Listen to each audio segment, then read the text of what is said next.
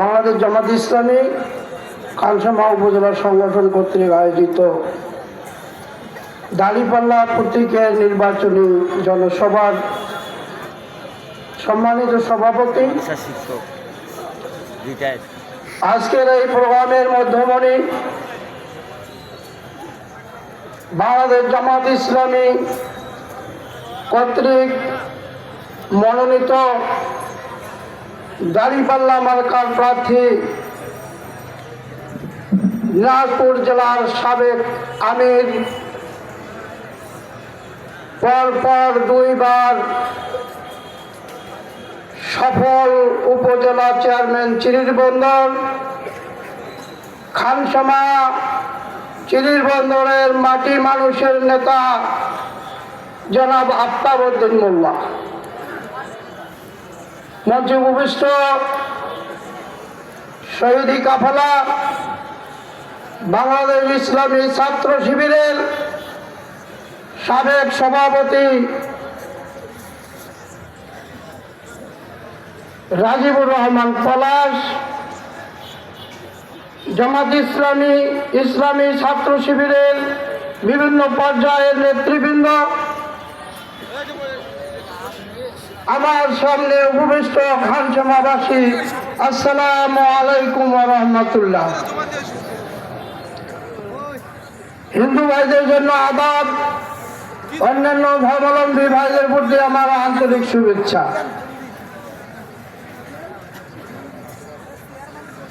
মজলুম জনপদ খানসামা চিরিরবন্দর, এই জনপদ দিনাজপুর জেলার মধ্যে সবচেয়ে নির্যাতিত। দিনাজপুর খানসামা নির্বাচনী 4 আসনে বিগত সরকারের আমলে প্রায় 4 জন শাহাদাত বরণ করেছে। আপনারা জানেন, বিগত সরকারের আমলে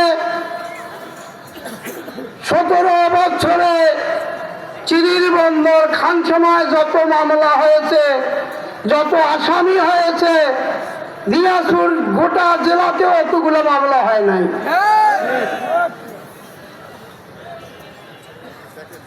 আল্লাহ তাআলা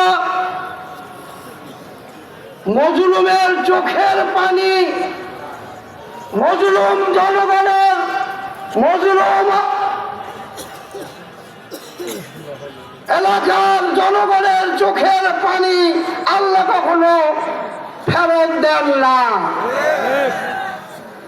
বাংলাদেশে জামাত ইসলামীর প্রতি যে অপবাদ, জামাত ইসলামীর প্রতি যে অন্যায় অবিচার, জামাত নেতাদের যেভাবে অন্যায়ভাবে ফাঁসি দেওয়া হয়েছে, এদেশের মানুষ নীরবে নিভৃতে চোখের পানি ফেলে আত্মরাত করেছিল আল্লাহর কাছে, রব্বুল আলামিন এই জনপদ থেকে জালিমের হাত থেকে দেশবাসীকে রক্ষা করো।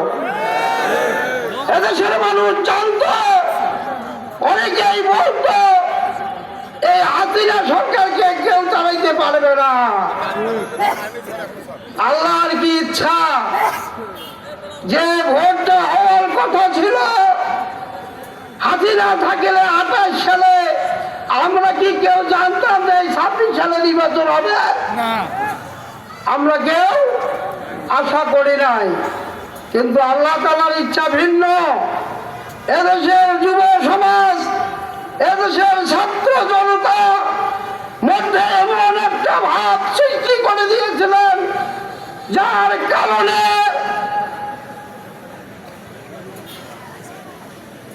ছাত্র জনতা রাজপথে দাঁড়িয়ে বলছিল, বুকের মধ্যে অনেক ঝড়, বুক পেতেছি গুলি কর। ছোট শিশুটি পানির বোতল নিয়ে ওই আহত নিহত মানুষের কাছে গিয়ে বলছিল, পানি লাগে, পানি, পানি লাগবে পানি। তার বুকেও গুলি করা হয়েছিল। সম্মানিত ভাইয়েরা,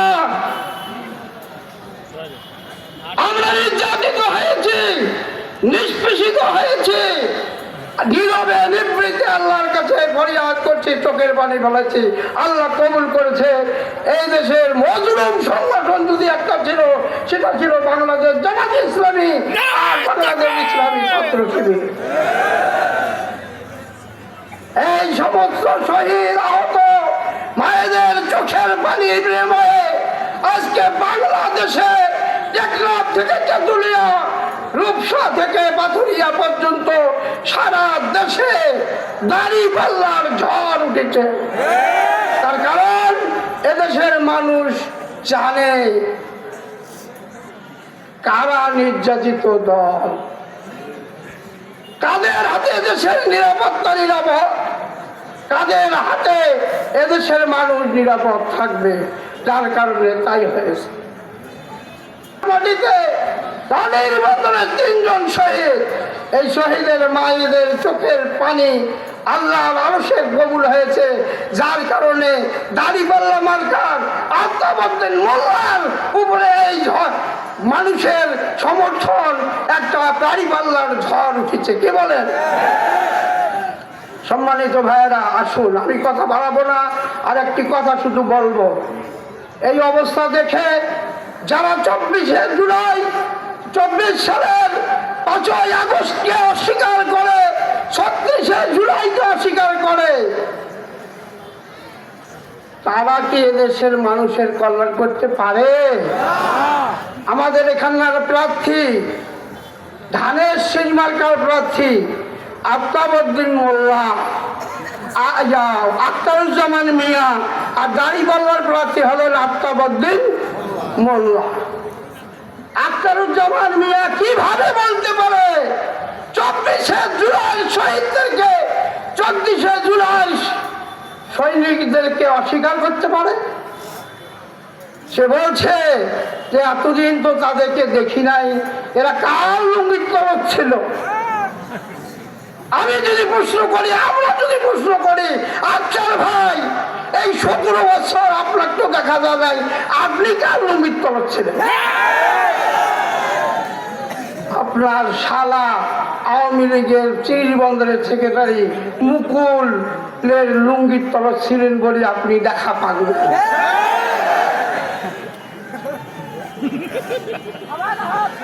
ঠিক না?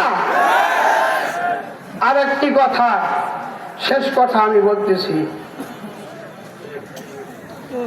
এখন হিন্দুর বাড়ি যায় যায় হুমকি দিচ্ছে যে ভোট দিবার যাইবেন না, জামাত ইসলামী ভোটের পর তোমার দেখি নেব, এই কথাগুলো বলতেছে না? আমরা স্পষ্টভাবে বলছি, আমার কয়েকজন হিন্দু ভাইয়ের সঙ্গে সাক্ষাৎ হয়েছে, কথা হয়েছে, বলছে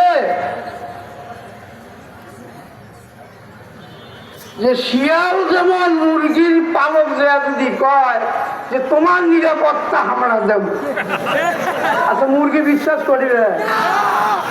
আর শিয়াল যদি মুরগি নিরাপত্তা দিবে চায়, ওই মুরগিগুলো কি নিরাপদ থাকিবে?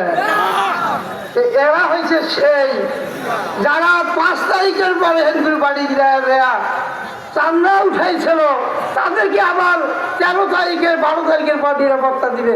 হিন্দু ভাইরা বলছে যে এতদিন এবার নড়বড়া ছিল, এখন বুঝেছি যে না, এবার নিরাপত্তা দিবার পারবে না, আমাদের নিরাপত্তা যদি দেয় আমার শিবির দিতে পারে। যার কারণে এতগুলো হিন্দু বক্তা আপনাদের সামনে বক্তৃতা দিল। কি বলেন? আমি আর কথা না বাড়াইয়া আগামী 12 তারিখ আসুন, বিপুল ভোটে আফতাবউদ্দিন মোল্লার দাড়িপাল্লায় ভোট দিয়ে তাকে এমপি নির্বাচিত করে সংসদে পাঠাই। এর আগে আসেন? যেন একটা কাজ করে লাগিবে, হলদ মেলা মাছ দেখা পাচ্ছি, হলের পাশাপ যদি দড়িখানা ঢিল থাকে, ওই যে একটা ইয়া থাকে না নিচে, যদি মাছ ধরে বাহে, কি কয় ওটা,